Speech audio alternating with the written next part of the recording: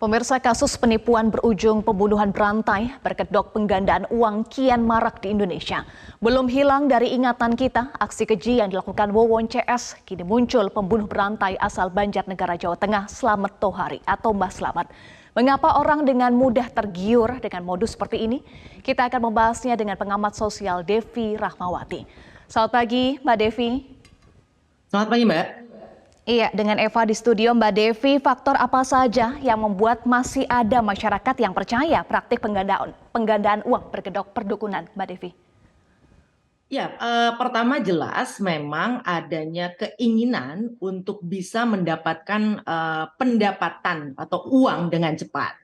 Lalu yang hal ini kemudian didorong dengan tingkat literasi keuangannya atau pengetahuan tentang bagaimana mendapatkan uang atau memilah saluran investasi yang baik dan sebagainya itu masih rendah, walaupun sebenarnya Indonesia tahun ini di hasilnya memang ada peningkatan literasinya, tapi itu tetap masih perlu peningkatan yang lebih dalam lagi. Ketiga adalah tentang literasi digital yang juga lemah, artinya penggunaan saluran digital yang digunakan sebagai jalan untuk promosi oleh pelaku menggunakan kaki tangannya tadi, itu juga menunjukkan bahwa memang masih perlu waktu bagi masyarakat kita memilah dan memilih informasi yang tepat. Nah, kemudian adalah penelitian-penelitian yang sudah panjang juga yang perlu dipahami. Kepercayaan terhadap hal-hal di luar diri manusia itu sekali lagi tidak hanya terjadi di Indonesia.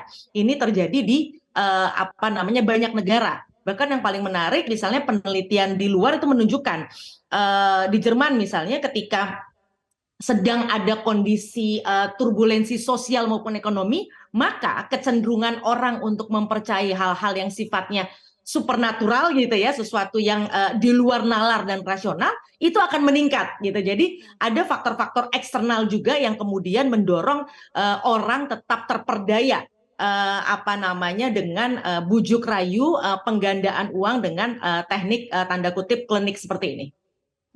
Baik, kemarin saya sempat berdiskusi juga Mbak Devi dengan kriminolog Adrianus Meiliala yang menyatakan bahwa perdukunan di Indonesia itu sulit diberantas karena dekat dengan masyarakat.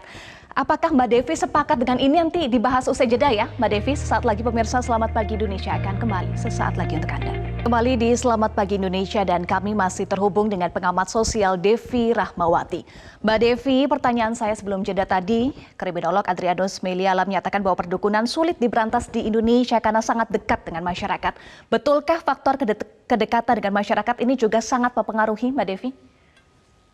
Oh pasti, karena artinya masyarakat merasa ini menjadi sesuatu yang tepat karena mereka mengenal hal ini sudah lama gitu ya. Jadi familiaritas itu menjadi satu hal yang penting. Tapi yang ingin saya sampaikan ini bukan hanya milik Indonesia sekali lagi, bahkan masyarakat Barat sekalipun juga masih mempercayai hal-hal demikian. Bahkan kalau di Amerika tuh ada penelitiannya 25% orang-orang Amerika pun percaya dengan hal-hal seperti ini gitu. Jadi ini sekali lagi bukan satu hal yang baru dan tidak membuat kemudian masyarakat kita seakan-akan masyarakat yang terbelakang, bukan gitu ya. Nah, yang menarik adalah sebenarnya bagaimana kemudian dari tahun 86 gitu ya, lalu berlanjut 2007, 2012, 2013 dan seterusnya hingga yang terakhir ini memang profil sang pelakunya yang rata-rata adalah mereka kemudian menemukan celah untuk mencari tambahan pendapatan dengan menipu. Ini kan sebenarnya modusnya adalah kan penipuan gitu ya. Nah, masyarakat kita, masyarakat yang memang cukup rentan terkait penipuan keuangan. Ini yang kemudian modusnya adalah modus klinik. Tapi di luar modus klinik yang paling banyak adalah justru di luar modus-modus klinik tadi. Nah, artinya masyarakat kita memang sangat rentan terhadap penipuan terkait keuangan tadi gitu. Nah, ini yang sebenarnya harus menjadi PR kita bersama. Bukan hanya persoalan kliniknya, tapi adalah persoalan bagaimana masyarakat kita mudah tergiur. Yang artinya gini, semangat untuk berinvestasi, semangat untuk bisa memiliki uang yang lebih banyak itu baik gitu ya. Ini satu hal yang positif. Tinggal berarti kita melakukan sosialisasi kepada instrumen apa kemudian masyarakat harus menanamkan uangnya. Tapi yang menarik dalam berbagai penelitian menunjukkan orang yang pernah tertipu sayangnya kalau udah terkait keuangan ya, itu mereka tetap berpeluang tertipu kembali. Kenapa? Karena setelah Anda tertipu, biasanya Anda akan merasa membutuhkan upaya agar mengembalikan dana yang telah hilang tersebut dalam waktu yang secepat-cepatnya. Nah, semangat mendapatkan sesuatu dalam waktu yang cepat, ini yang menjadi pangkal utamanya. Nah, sehingga kemudian ketika kembali muncul janji-janji bahwa Anda bisa mendapatkan pendapatan dengan cepat, entah itu lewat jalur supranatural ataupun tidak, ini akan kembali membuat masyarakat bisa terperosok pada aksi-aksi penipuan ini. Mudah tergiur, membuat masyarakat terperosok, artinya logika juga tertutup ya Mbak Devi. Kalau kita bicara logika kan, misal orang itu bisa menggandakan uang, tentu ia sudah kaya, tidak perlu jadi dukun. Nah, bagaimana pengaruh ini bisa mempengaruhi logika seseorang Mbak Devi? Ya, karena tadi ketika seseorang sudah apa namanya terbuai, karena gini, biasanya gini, yang dilakukan adalah kan waktu itu ada beberapa kasus yang menunjukkan bahkan mohon maaf orang yang sangat berpendidikan saja percaya, sebutlah ada yang sampai levelnya profesor pada kasus-kasus sebelumnya. Kenapa? Karena seeing is believing. Karena biasanya praktek dari apa namanya penjahat-penjahat ini adalah mereka mendemonstrasikan hal tersebut. Nah, ketika mendemonstrasikan, ini kan sebenarnya satu apa namanya trik saja bahwa ketika misalnya uang X rupiah kemudian bisa jadi bertambah banyak. Nah, ketika orang yang pertama kali melihat itu kemudian percaya, dia akan dengan penuh percaya diri untuk menyampaikan, menyebarkan yang disebut dengan istilah word of mouth kepada orang-orang lain. Apalagi ketika yang kali pertama melihat ini adalah juga tokoh yang cerdas, atau dalam hal ini begini, kalau yang menginformasikan ini adalah orang dekat kita, artinya entah itu saudara kita, teman kita, kita sebagai yang mendengar, Devi sebagai pendengar akan merasa, oh nggak mungkin dong teman saya, saudara saya, atau orang yang saya kagumi ini kemudian menjerumuskan saya. Nah, ini yang biasanya praktek yang selalu berulang dilakukan. Mereka kepada calon-calon korban pertama memang akan menunjukkan bahwa ini memang terjadi praktek penggandaan itu. Nah, orang-orang inilah yang kemudian secara sukarela kemudian tanda kutip menjadi marketing dari sang penjahat tadi, karena mereka sudah melihat sendiri. Nah, ini yang perlu diwaspadai ketika Anda dalam posisi betul-betul melihat apa yang Anda lihat itu sebenarnya bukan betul-betul kenyataan.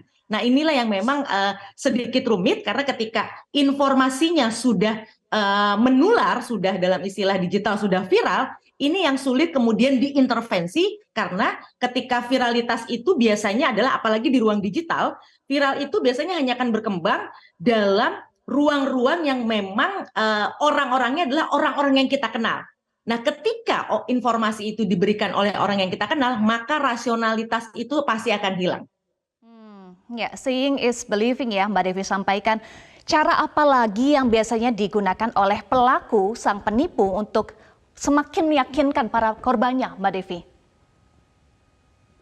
Ya, yang pasti adalah mereka akan menemukan apa namanya, kalau lihat dari polanya dari tahun 86 sampai yang sekarang kan tadi menarik bagaimana orang-orang di sekitar mereka justru memang biasanya tidak terlalu mengenal mereka, gitu ya. Nah, apa namanya, mereka biasanya memang mengincar orang-orang yang jauh, gitu ya, karena akan sulit untuk diidentifikasi dalam hal ini, gitu. Artinya kalau orang yang dekat kan akan mudah mengkonfirmasi karena jarak itu membuat kita kesulitan untuk kemudian mendapatkan gambaran yang utuh. Nah, ini yang memang menjadi catatan adalah bahwa masyarakat sekali lagi perlu sadar bahwa menjadi kaya, memperoleh uang itu tidak mungkin dalam proses yang cepat. Itu sudah pasti bohong gitu ya. Mau pakai pendekatan supranatural ataupun menggunakan istilah-istilah modern, karena sekarang kan instrumen investasi penipuan itu bisa menggunakan istilah bahwa ini pakai kripto lah atau pakai apa. Nah, ini kebetulan aja pakai supranatural. Intinya kan sama gitu ya, bahwa orang ingin menggandakan uang. Investasi itu kan berharap uang saya yang 1.000 bisa jadi 20 juta atau 20 miliar dan seterusnya. Nah, ini yang harus terus kemudian diedukasi ke publik bahwa ketika ada orang yang bisa menjanjikan kita duduk-duduk tenang saja tanpa ngapa-ngapain uang kita jadi banyak, itu sudah pasti kebohongan. Nah, ini yang perlu kemudian diberikan pendidikan ini bahkan semenjak anak-anak usia dini. Karena ini penting untuk menangkal semangat irasionalitas. Nah, Ya. yang cilakanya memang di dunia digital rasionalitas itu justru semakin tumpul, itu persoalannya. Mhm. Kenapa? Mhm. Satu, kita algoritma ruang digital itu membuat kita kemudian hanya hidup dalam komunitas dan informasi yang memang ingin kita dengar. Ini yang membuat akhirnya orang-orang digital itu justru semakin tuna rasional, juga tuna moral. Karena kita tidak lagi terbiasa berbeda. Ya. Ketika ada orang yang menyampaikan, ini kayaknya kebohongan deh, itu sudah Mhm. otomatis nanti pasti akan diblok, akan dipinggirkan di ruang digital, atau mau tidak mau orang yang berbeda ini akhirnya keluar sendiri. Sehingga Mhm. akhirnya orang-orang di dunia Baik. digital tidak lagi bisa mendapatkan referensi yang baru, referensi yang berbeda, yang bisa jadi referensi ini adalah sebenarnya kebenaran. Jadi ketika Mhm. dalam satu kelompok digital orang sudah percaya akan X yang menawarkan produk yang sebenarnya penipuan, maka peluang sangat tipis kalau kemudian orang-orang di lingkungannya tidak akan terpengaruh. Baik, kita masih akan lanjutkan Mbak Devi usai jeda. Pemirsa tetaplah bersama kami di Selamat Pagi Indonesia. Kami akan lanjutkan perbincangannya sesaat lagi. Anda kembali di Selamat Pagi Indonesia. Kita masih bahas terkait dengan kasus penggandaan uang Mbah Slamet yang berujung dengan pembunuhan. Kita masih tersambung dengan pengamat sosial Devi Rahmawati. Mbak Devi, kasus Mbah Slamet ini mengingatkan publik terhadap kasus WONCS perdukunan yang berujung dengan pembunuhan. Kenapa pelaku perdukunan ini tidak segan membunuh para korbannya, Mbak Devi? Ya, bukan hanya wawancara sih, sebelum-sebelumnya kalau kita tarik akarnya dari tahun 86, lalu ada Ya. juga 2007, 2012, 2013, Mhm. 2016 ada 2 kasus juga, itu semua juga pembunuhan ya. Polanya kan adalah ketika mereka merasa terdesak, karena pada akhirnya karena memang mereka adalah penipu, penjahat, mereka kan tidak bisa memenuhi janji mereka bahwa mereka dapat menggandakan uang tadi. Nah, pilihannya ketika mereka sudah dalam kondisi terdesak tidak bisa memenuhi harapan tadi, yang ternyata diambil oleh para penjahat ini adalah dengan menghilangkan orang-orang yang memang akan terus menagih ini. Nah, orang-orang inilah yang kemudian menjadi korban. Karena mungkin ada sebagian yang ketika menagih ada karakter-karakter orang yang kemudian ketika menagih tapi tidak bisa, mereka cuma bilang bahwa oh iya nih memang belum rezeki saya, yang akhirnya tanda kutip misalnya mengikhlaskan. Tapi ada orang-orang yang kemudian tetap berjuang untuk memastikan janji tersebut bisa dipenuhi. Inilah yang kemudian sang penjahat tadi ketika dalam kondisi terdesak, pilihannya adalah kalau lihat dari kejadian-kejadian yang sudah panjang ini ya, hal yang sama akan mereka lakukan, yaitu menghilangkan orang ini agar Baik. mereka tidak terus merasa terbebani dengan janji yang tidak bisa mereka penuhi. Ada kondisi terdesak pelaku. Terima kasih.